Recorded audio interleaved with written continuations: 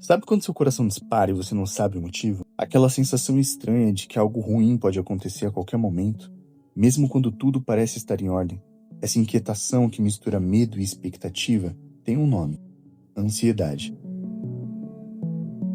Vivemos em uma era que a ansiedade não é apenas um fenômeno psicológico, mas uma epidemia silenciosa. O relatório da OMS, Organização Mundial da Saúde, aponta que mais de 260 milhões de pessoas no mundo sofrem com esse transtorno. É como se toda a população do Brasil e da Argentina juntas carregassem o peso dessa condição invisível. Mas afinal, o que é a ansiedade? De onde ela vem? E principalmente como podemos compreendê-la e enfrentá-la sem cair em soluções simplistas ou mitos? Hoje, eu quero mergulhar nesse tema com profundidade, entender as suas raízes históricas, os impactos na nossa vida cotidiana e, claro, precisamos de caminhos práticos para lidar com ela. A primeira coisa que a gente precisa saber é que a ansiedade não é apenas uma doença. Ela é, antes de tudo, um mecanismo natural de sobrevivência. Vamos voltar no tempo. Imagine os nossos ancestrais pré-históricos caçando em uma floresta. A ansiedade era o alarme interno, que preparava o corpo para enfrentar um predador ou fugir de um possível perigo. O coração acelerava, a respiração ficava mais rápida, os músculos se preparavam para agir, e esse estado de alerta era essencial para a nossa sobrevivência. Claro que hoje a gente não precisa mais fugir de predadores, mas o cérebro humano não mudou tanto assim. Continuamos ativando o mesmo sistema de alerta, só que agora, diante de situações do nosso cotidiano, como uma prova, uma entrevista de emprego e até mesmo uma notificação de mensagem não respondida. Em outras palavras, a ansiedade é um recurso útil quando está em equilíbrio. O problema é quando esse alarme interno dispara o tempo todo, mesmo sem nenhum perigo real. E aí nasce o transtorno de ansiedade. Como disse Sigmund Freud, um dos primeiros a estudar o tema, a ansiedade é um estado afetivo desagradável, acompanhado de uma sensação de expectativa e de preparo para o perigo. A ansiedade é um fenômeno moderno. Hipócrates, considerado o pai da medicina, já falava em seus escritos sobre pessoas que sofriam de medos noturnos e palpitações sem causas aparentes. No século XIX, a Revolução Industrial trouxe uma nova onda de ansiedade. O ritmo acelerado das cidades, o trabalho exaustivo nas fábricas e a perda da vida comunitária tradicional criaram um fértil terreno para crises nervosas.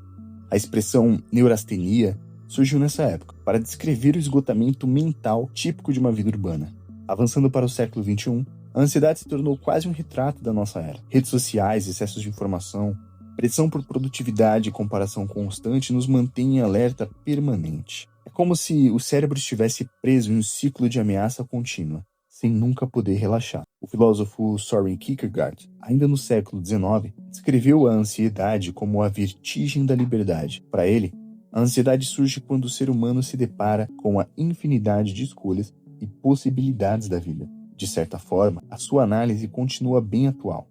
Quanto mais opções a gente tem, mais ansiosos nos tornamos. Para compreender melhor esse transtorno, precisamos abrir uma janela para o nosso cérebro. Quando sentimos ansiedade, a amígdala cerebral é ativada. Ela funciona como um detector de ameaças. Quando percebe um possível perigo, envia sinais que liberam hormônios como adrenalina e cortisol.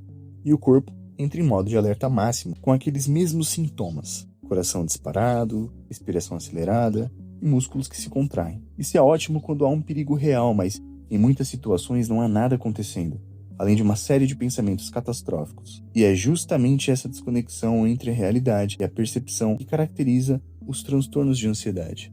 A psicologia cognitivo-comportamental, uma das abordagens mais utilizadas hoje, explica que pensamentos distorcidos podem alimentar a ansiedade. Por exemplo, quando você pensa que se errar em alguma apresentação todo mundo vai rir de você, ou que se você não responder aquela mensagem agora, você vai perder uma oportunidade para sempre. Essas ideias, embora nem sempre verdadeiras, disparam o mesmo alarme interno, como se você estivesse diante de um leão faminto. Até aqui, entendemos que a ansiedade é natural, tem uma longa história e está ligada a processos biológicos. O que importa mesmo é o que a gente pode fazer na prática.